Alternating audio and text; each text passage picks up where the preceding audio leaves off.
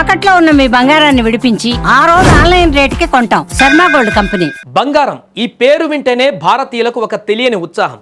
కానీ ఇప్పుడు కేవలం భారతీయులే కాదు, ప్రపంచమంతా పసిడి వేటలో పడింది. యుద్ధాల భయం, ఆర్థిక మాంద్యం నీడల మధ్య ప్రపంచవ్యాప్తంగా ఇన్వెస్టర్లు సురక్షితమైనటువంటి దారిని వెతుకుతున్నారు. దీంతో బంగారం డిమాండ్ మునుపెన్నడూ లేని స్థాయికి చేరుకుంది. 2024తో పోలిస్తే పెట్టుబడి రూపంలో బంగారం కొనుగోళ్లు దాదాపు రెట్టింపయ్యాయి. సామాన్యులే కాదు, పెద్ద పెద్ద దేశాల సెంట్రల్ బ్యాంకులు కూడా టన్నుల కొద్ది బంగారాన్ని ఇప్పుడు మూట కట్టుకుంటున్నాయి. వరల్డ్ గోల్డ్ కౌన్సిల్ ప్రకారం 2024లో ఇది 4961.9 టన్నులుగా ఉండగా 2025లో 5002 టన్నులకు పెరిగింది. పెట్టుబడుల రూపంలో బంగారానికి డిమాండ్ 2024లో 1185.4 టన్నులుగా ఉండగా 2025లో 2175.3 టన్నులకు పెరిగింది. ప్రపంచంలోని వివిధ కేంద్ర బ్యాంకులు గత సంవత్సరం 863 టన్నుల బంగారాన్ని కొనుగోలు చేశాయి. నేషనల్ బ్యాంక్ ఆఫ్ పోలాండ్ అత్యధికంగా 102 టన్నుల పసిడిని కొనుగోలు చేసింది. ప్రపంచమంతా బంగారం కొంటుంటే మన దేశంలో మాత్రం సీన్ రివర్స్ అయ్యింది.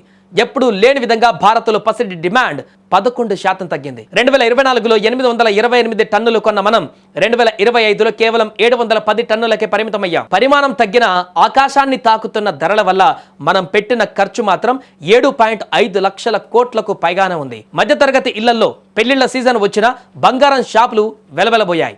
ఎందుకంటే నగల డిమాండ్ ఏకంగా 24% పడిపోయింది. ధరల సేగ తట్టుకోలేక సామాన్యులు నగలకు దూరంగా ఉంటున్నారు. కానీ మన రిజర్వ్ బ్యాంక్ RBI మాత్రం తన ఖజానాను నింపుకుంటూనే ఉంది. గత ఏడాది మరో 4 టన్నుల బంగారాన్ని RBI తన నిల్వలకు చేర్చుకుంది. 2026లో భారత్లో బంగారం డిమాండ్ 600 నుంచి 700 టన్నుల మధ్య ఉండవచ్చని WGC అంచనా వేసింది. అంతర్జాతీయ పరిస్థితులు మరియు ధరల ప్రభావమే దీనిని శాసించనున్నాయి. మరి 2026లో కూడా బంగారం ఇదే జోరు చూపిస్తుందా? సామాన్యులకు ధరలు అందుబాటులోకి వస్తాయా, లేక ఇన్వెస్టర్లకు మాత్రమే వరంగా మారుతుందా? మున్ముందు పసిడి పయనం ఎటువైపు వెళ్తుందో చూద్దాం.